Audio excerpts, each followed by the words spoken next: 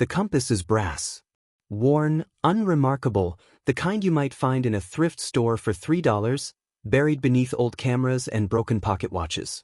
Its face is faded, the numbers barely visible under decades of dust and oxidation. The needle still moves, still points north, still functions after more than 80 years.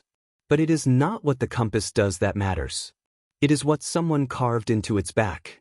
The discovery happened on a Tuesday afternoon in a small estate sale in rural Pennsylvania. An elderly woman named Margaret was sorting through boxes of her late uncle's possessions, items he had collected over a lifetime of quiet, solitary living. He had been a historian of sorts, though not in any formal sense. He collected things: documents, photographs, letters, objects that other people had discarded. He had a theory that the smallest items often held the largest stories, and he spent his retirement searching for proof of that theory. When he died at 87, his house contained thousands of artifacts, each one carefully labeled, each one placed in a box with handwritten notes describing where it came from and why he thought it mattered. Margaret had never been particularly close to her uncle. He was the quiet type, the one who sat in the corner at family gatherings, listening more than speaking. But she had always respected him.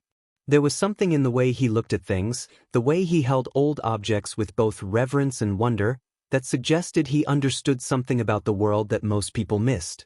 When the estate sale was advertised, Margaret decided to come. Not to sell the items, but to understand them. To understand him. She was standing in his study, surrounded by file cabinets and stacks of carefully organized boxes, when she found the compass. It was in a small wooden case, the kind that watches come in, nestled inside a larger box labeled Evidence of Displacement, 1939 to 1945. The label was in her uncle's handwriting, precise and deliberate. Her curiosity was immediate. She picked up the compass carefully, noting its weight, its balance. She turned it over in her hands, watching the needle swing and settle. And then she saw it.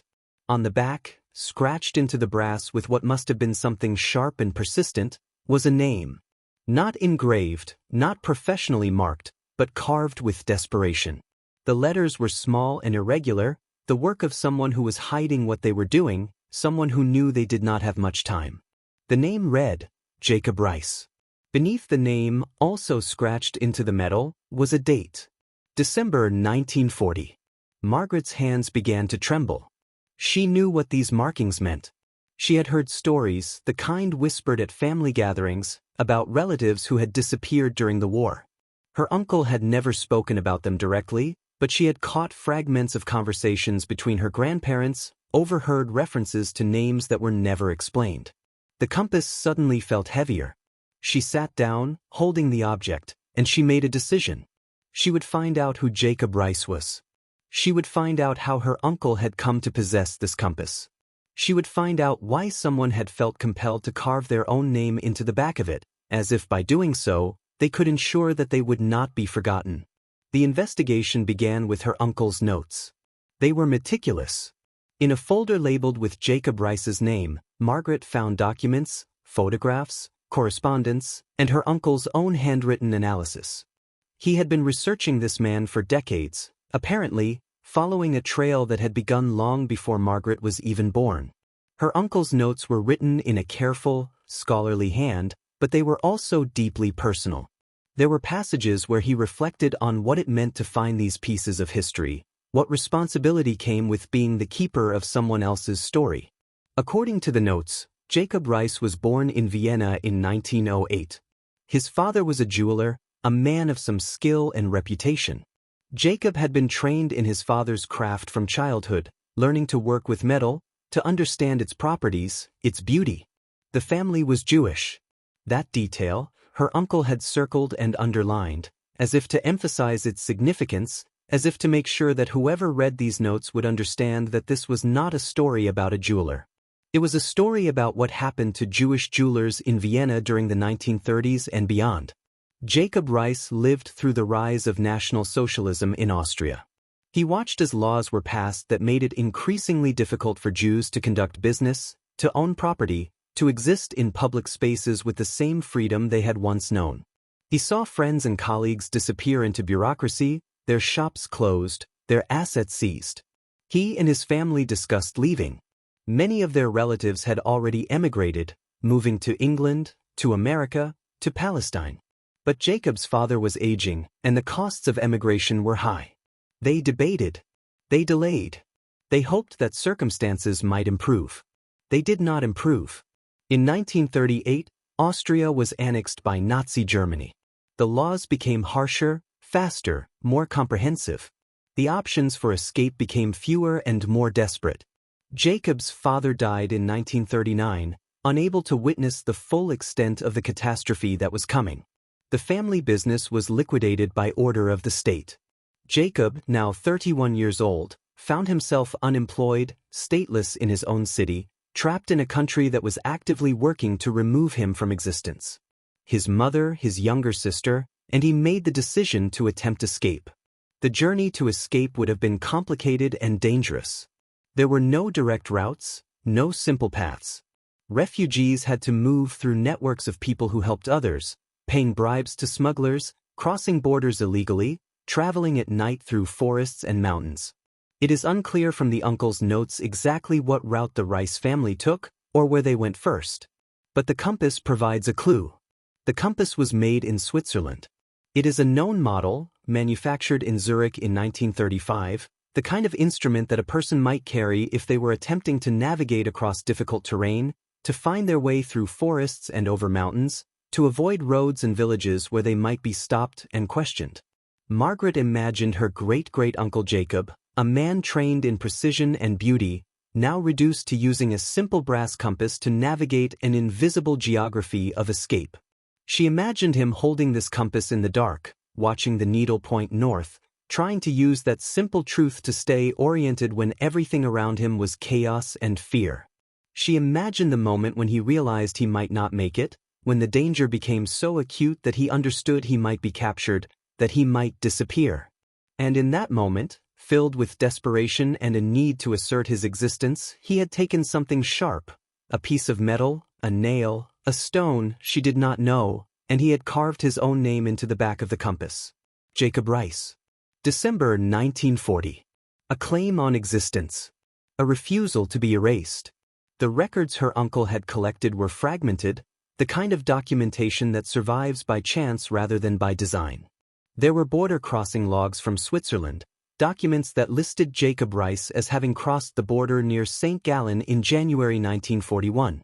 His mother and sister were not listed with him. This detail, more than any other, seemed to have haunted her uncle. He had written in the margin of one document, separated. Possible that Jakob made it through, but was forced to leave others behind. The trail becomes more difficult to follow from that point.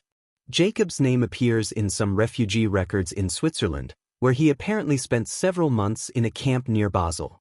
There is a notation that he worked in the camp's workshop, using his skills as a craftsman to repair items, to fashion things from metal.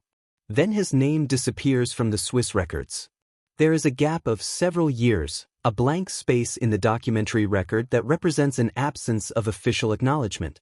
It is possible, according to her uncle's notes, that Jakob Reiss obtained false documentation.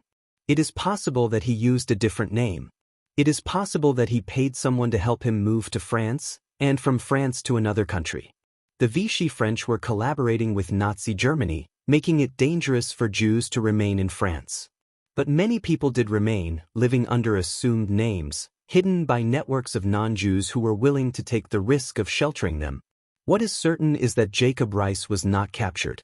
He was not deported. He survived the war.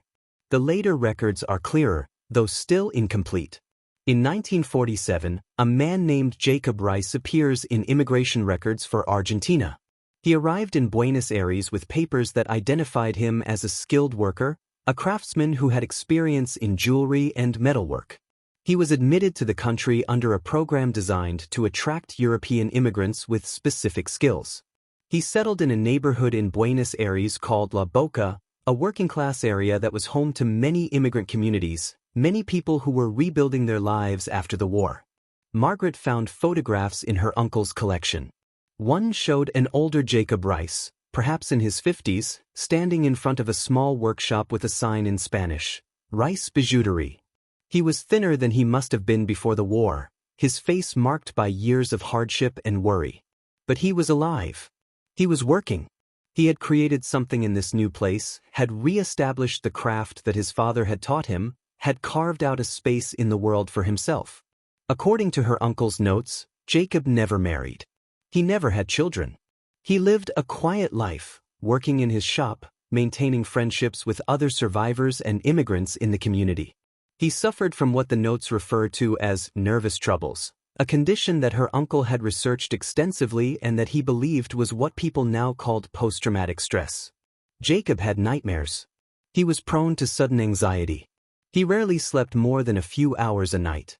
He did not like to talk about his past, though occasionally he would mention a detail, a memory of his father's shop in Vienna, the sound of a particular bell that hung above the door, that suggested the memories were always present, always available, always threatening to surface. And then the trail ends. Jakob Reiss died in 1978, at the age of 70. He was alone in his apartment when it happened. A neighbor found him several days later. He had left no will, no instructions, no list of people who should be contacted. His workshop was closed, his tools left as they were. His few possessions were eventually dispersed, sold, given away. Among those possessions, somehow, was a compass with a name carved into the back. How it came to be in the possession of Margaret's uncle remains unclear. There is a note in her uncle's file that simply states, "Compass obtained through Uruguayan collector, 1983. Source was a shop that purchased entire contents of apartment after Reiss's death. Cost, $45. Margaret sat with this information for a long time. She held the compass again, felt its weight, turned it over and over, studying the scratched letters. She thought about the person who had carved them. She thought about what it meant to carve your own name into something, to ensure that even if you disappeared, even if your story was lost, even if no one ever knew what had happened to you, at least your name would exist in brass, a physical claim on existence that could survive centuries. She thought about her uncle, spending decades collecting fragments of Jakob Reiss's story, slowly assembling them into something coherent, something that could be understood. She thought about why he had done this. There was a note, tucked into the back of the file, that provided some answer. It was dated 1995, near the end of her uncle's life. The handwriting was shakier, the work of hands that were aging, but the words were still clear. Jakob Reiss was a real person. He was not a statistic. He was not a number. He was someone's child. He was someone's brother. He was someone who created beautiful things with his hands. He deserved to be remembered. This is my contribution to that remembrance. This is what I can do. Margaret decided to expand this effort. She would complete what her uncle had started. She would find the official records, the deportation lists, the camp documentation. She would discover what happened to Jakob's mother and sister. She would try to locate any living descendants, any distant relatives who might know something of this family story. The work took her years. She learned to navigate archives, to read microfilm, to communicate with institutions in Austria, Switzerland, and Argentina. She learned the language of genocide, the bureaucratic machinery of mass murder, the way that systematic killing was documented in careful, precise language that made it sound almost ordinary. The records told her that Jakob's mother, Margaret Reiss, was deported from Austria in 1942. The destination was their Scienstadt, the camp in Czechoslovakia that the Nazis used as a way station, a place where people were held before being transported further east. She remained in their Scienstadt for 2 years. In October 1944, she was transferred. The records do not specify the destination, but Margaret knew what that transfer meant. She consulted with historians who specialized in this period, and they confirmed what she suspected. October 1944 transfers from their Scienstadt were almost exclusively to Auschwitz. Her great-great-grandmother was almost certainly murdered in the gas chambers. Jakob's sister, Rachel, was younger. She would have been 18 when Jakob escaped. According to some records that Margaret eventually found in a Vienna archive, Rachel had also left Vienna at some point in 1940 or early 1941. But her trail was even more fragmentary than Jakob's. Margaret hired researchers in multiple countries to help her search. They found some indication that Rachel might have gone to Belgium, that she might have hidden there under an assumed name. But there was no confirmation. No documentation of her after 1941. It was possible that she had survived the war. It was also possible that she had been captured and killed. The uncertainty, Margaret would later reflect, was almost as difficult as knowing. She did locate some distant relatives through DNA ancestry sites and genealogical research. There was a family in Israel that descended from one of Jacob's cousins, a man who had emigrated to Palestine in 1937. Through this family, Margaret learned that there had been some communication between Jacob and his cousin after the war, letters that were exchanged when Jacob was in Argentina. These letters had been kept in a family archive in Tel Aviv. Margaret was able to acquire copies. In one letter, dated 1952, Jacob wrote about his work, about the quality of materials available in Buenos Aires, about the community of immigrants. But toward the end of the letter, he wrote something that moved Margaret to tears. "I carry with me every day the knowledge of those we lost. Their absence is a weight I cannot put down. But I continue my work. I continue to make beautiful things. This is how I honor them. This is all I know how to do." Margaret decided to make Jacob's story public.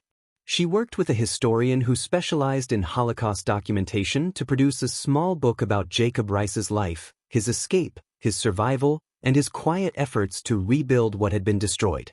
The book included photographs, copies of documents, and Margaret's own reflections on what it had meant to undertake this research, to piece together the life of someone she had never known but who was part of her family, part of her inheritance.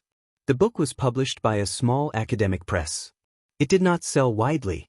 It was the kind of book that would find its way into university libraries and Holocaust research centers, the kind of book that would be read by scholars and descendants of survivors and people whose own families had been touched by these catastrophes. But it would not become a bestseller. The story of Jakob Reiss was one story among millions, and most of the world would never hear it. Yet something shifted for Margaret. The compass remained on her desk, in a place of honor, the brass dark with age, the name still visible, still clear. She would sometimes pick it up and hold it, thinking about the person who had carved those letters, thinking about what it had meant for him to do so, thinking about how the smallest act of resistance, scratching your own name into the back of an object, could become a way of ensuring that you mattered, that you had existed, that you would not be forgotten. She began to give talks about her research. She spoke at schools and community centers. She would bring the compass with her, hold it up, tell the story of Jakob Reiss. She would watch as people in the audience leaned forward, as their faces changed, as they understood that this was not an abstract history, not something that happened to distant people in a distant time, but something that was connected to them, that was part of the human story, that demanded to be witnessed and remembered. A woman approached her after one talk in New Jersey.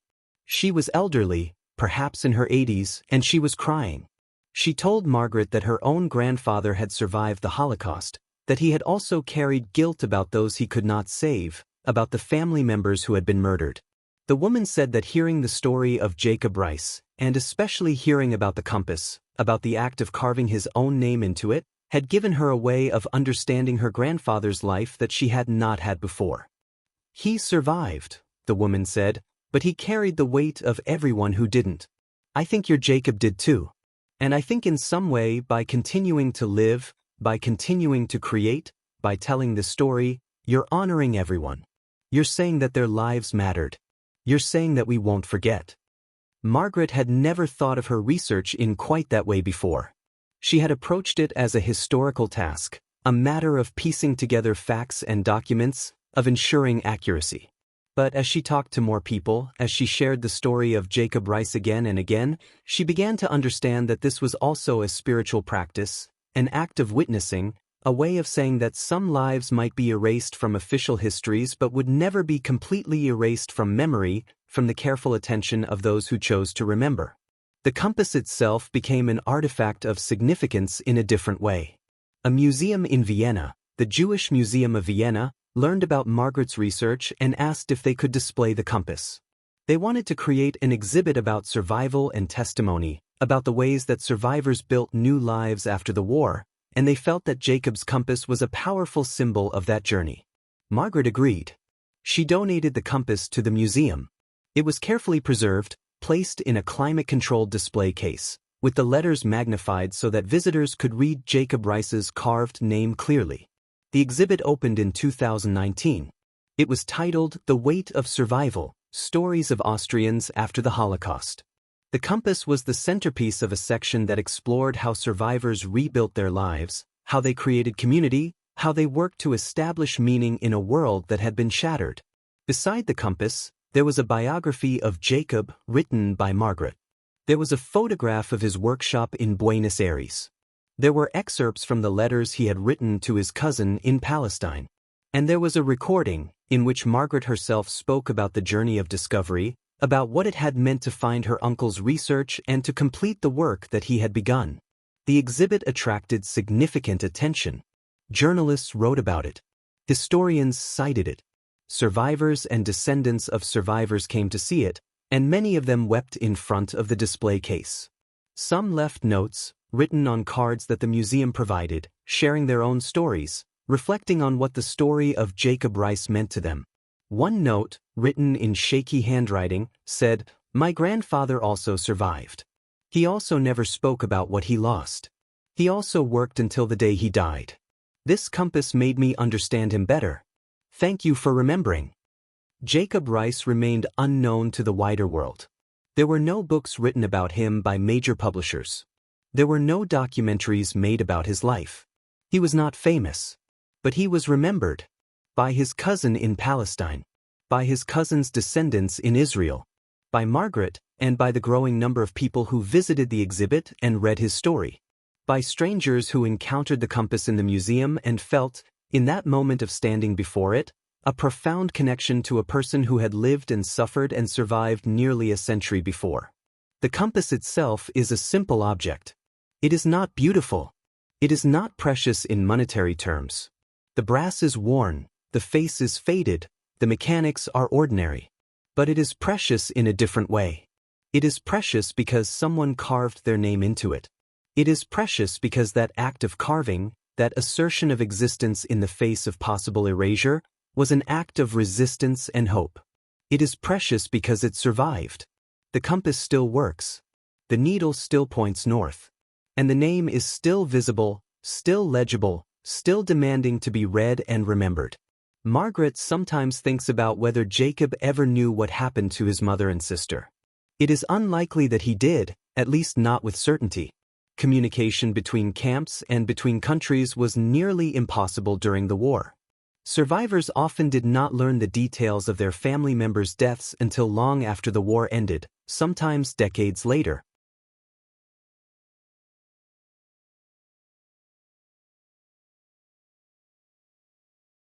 Critics praised its emotional depth, its meticulous historical research, its refusal to sentimentalize the Holocaust while still allowing space for the human dimensions of the story.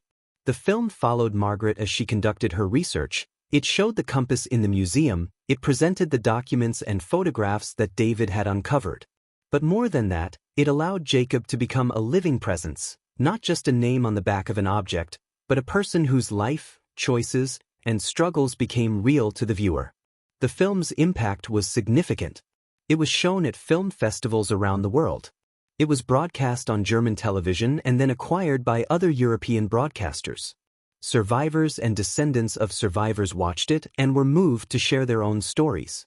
Historians working on Holocaust documentation reached out to David, offering additional information, suggesting connections he had not yet made. Educational institutions began showing it in classrooms. Universities included it in Holocaust studies curricula. The compass, which had been unknown to the wider world, became a symbol that resonated with people who were working to ensure that the Holocaust was remembered, that its victims were not forgotten, that the lessons of that catastrophe continued to be relevant to contemporary society. One of the most unexpected consequences of the film's release was a letter that arrived at the museum in Vienna. It was from a woman named Elena, who lived in Argentina, in Buenos Aires specifically. She was 86 years old, and she wrote that she had seen the documentary and recognized a man in the photographs of La Boca neighborhood from the 1950s. The man in the photograph was someone she had known in her childhood, an elderly neighbor who had taken an interest in her family, who had occasionally given her small gifts of jewelry that he had made. She had not remembered his name clearly, but when she saw the photograph in the documentary, she knew it was him. She remembered his sadness, the way he sometimes seemed lost in thought, the way he would pause in the middle of making something and stare out the window toward the Atlantic Ocean. Elena wrote that she had asked her mother about the man, and her mother had told her that he was a Jewish refugee, that he had lost his family in Europe during the war, that he had come to Argentina to rebuild his life. Elena's mother had evidently felt a sense of obligation to the man, had invited him to family gatherings occasionally, had tried in small ways to make him feel that he was not completely alone. Elena wrote that as she had grown older, she had sometimes wondered what had happened to him, whether he had found peace eventually, whether the wound of his losses had ever healed. Seeing the documentary had answered some of these questions while raising others. She wrote that she wanted to know more about Jakob Reiss, that she felt as though she had been given a precious gift by this connection, and that she wanted to contribute her own memories to the record. Elena was interviewed by David for a follow-up documentary. She shared photographs that she had kept from the 1950s, pictures of the neighborhood of La Boca that showed the street where Jacob's workshop had been located. She shared memories of conversations with her mother about Jakob, fragments of information that had been passed down through her family. She spoke of seeing him at work, of the care he took with his materials, of the beauty of the things he created. She described an old man with kind eyes but also with a profound sadness that seemed to emanate from somewhere deep within. She explained that as she had matured, as she had learned about the Holocaust and understood what had been taken from Jakob, she had wished that she had known, at the time, how to comfort him, how to acknowledge his suffering, how to make him feel that his life, and the lives of those he had lost, mattered. This second documentary was titled The Compass, Continuing the Story. It was released in 2022, and it added another layer to the narrative that had begun with Margaret's discovery of the object in her uncle's collection. The film showed how a single life, lived carefully and quietly in exile, could touch other lives, could create connections that lasted across decades, could transmit something of its meaning to people who encountered it, even many years later. By 2023, the story of Jakob Reiss and the compass had become known to a wide audience. Books had been written about it. Academic articles had been published analyzing its significance as a symbol of survival and remembrance. The compass itself had become a symbol that was recognized by people working in Holocaust education, genocide studies, and historical memory. Museums around the world began reaching out to the Vienna Jewish Museum, asking to borrow the compass for exhibitions, to include it in displays about survival, about resistance, about the human capacity to endure and to rebuild. But perhaps the most meaningful consequence of all this attention was something quieter, something that did not result in documentaries or exhibitions or academic papers. It was the letters that continued to arrive at the museum, from people around the world who had been moved by the story of Jakob Reiss and who wanted to share their own stories in response. These letters came from survivors and their descendants, from people whose families had been destroyed by the Holocaust, from people who had relatives who had escaped and built new lives in places like Argentina, Brazil, the United States, Canada, Israel. Each letter was a small act of witnessing, a way of saying, "My family survived. Their story matters. Thank you for remembering mine." One letter came from a woman in Canada who wrote that her grandfather had also been a craftsman, a carpenter who had escaped Vienna and rebuilt his life in Toronto. She wrote about how she had inherited some of the furniture he had made, beautiful pieces that had been passed down through the family. She wrote that reading about Jakob Reiss had made her understand her grandfather's work in a new way. The furniture was not just functional, it was a statement, a refusal to be broken by what had been taken from him, an assertion that beauty could still be created, that there was still meaning to be found in making something well, in leaving something behind that would outlast him. She wrote, "My grandfather never talked much about the war, about what he had lost. But his hands did the talking. Every piece of furniture he made was perfect. I think I finally understand why. He was honoring the life he had lost by living fully, by creating fully. Your Jakob did the same thing with his jewelry. And now I do the same thing in my own way, with my own work. It's like a conversation across generations, across loss and survival." These letters, and the stories contained within them, gradually formed a new kind of archive. The museum created a dedicated space for them, displaying selections alongside the compass and the other artifacts related to Jakob Reiss's life. The letters became part of the historical record, not as official documents, but as testimony, as memory, as the ongoing impact of one man's survival on the lives of countless others whom he had never met and who had never known him except through the story that Margaret had uncovered. Margaret, looking back on the journey that had begun with the discovery of the compass, was struck by the unexpected ways that history works. She had set out to answer a single question: who was Jakob Reiss? But in answering that question, she had opened a door to a much larger story, a story that involved not just Jakob himself, but the networks of people who had helped him survive, the communities he had joined in Argentina, the people who had known him and been touched by his quiet presence, the descendants of survivors who recognized in his story echoes of their own family narratives. The compass had become a point of connection, a place where countless threads of human experience could come together and be seen, understood, and honored. The compass itself, now more than 80 years old, continues to point north. The needle still moves, still orients itself to the Earth's magnetic field, still performs its basic function. The letters on the back are still visible, still legible, still demanding to be read. And every day, visitors come to the museum and stand before the display case, and they read the names scratched into the brass, and they understand, in that moment, that this was not just a man who survived, but a man who was loved, who was remembered, whose life resonated outward in ways that even he could not have imagined. This is what it means to remember. This is what it means to bear witness. This is what it means to take the fragments of the past and to assemble them into something that can be understood, something that can be honored, something that demands our attention and our respect. Jakob Reiss carved his name into a compass to ensure that he would not be forgotten. He succeeded. His name is remembered. His story is told. His life continues to speak to us, to move us, to remind us of what was lost and of the human capacity to survive loss, to rebuild in its aftermath, and to create meaning from suffering. The compass is ordinary brass, unremarkable to look at, but it is also sacred, because it carries within it the life of a man who refused to disappear, who claimed his own existence with scratches of metal and determination, who left behind a legacy that continues to ripple outward, touching lives, changing hearts, ensuring that we will never forget. Where are you calling from? I want to know. Leave a comment and subscribe to the channel so you don't miss any stories.